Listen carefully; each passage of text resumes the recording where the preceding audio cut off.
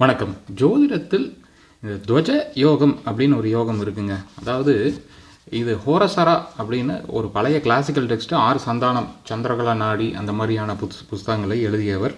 இந்த நாடி அஸ்ட்ராலஜி பற்றி நிறைய புத்தகங்கள் எழுதுவார். அவர் நிறைய யோகங்கள் சொல்லியிருக்காரு. இந்த வேதிக் அஸ்ட்ராலஜி பறந்து விரிந்ததுங்க. இதில் இந்த துவஜ யோகம் இருக்கப்பட்டவர்கள் சுமாரான நிலையில் ஒரு எளிய குடும்பத்தில் எளிய நிலையில் எங்கு பிறந்திருந்தாலும் பெரிய அரசு ஆளும் பதவிகளுக்கு வரக்கூடிய உயரக்கூடிய ஜாதகங்களாக இருப்பார்கள் அப்படின்னு அதில் அந்த ஸ்லோகங்களில் சொல்லி அதை டிரான்ஸ்லேட் பண்ணியிருக்காரு ஒரு 6 சந்தானம் அப்படிங்கிறது.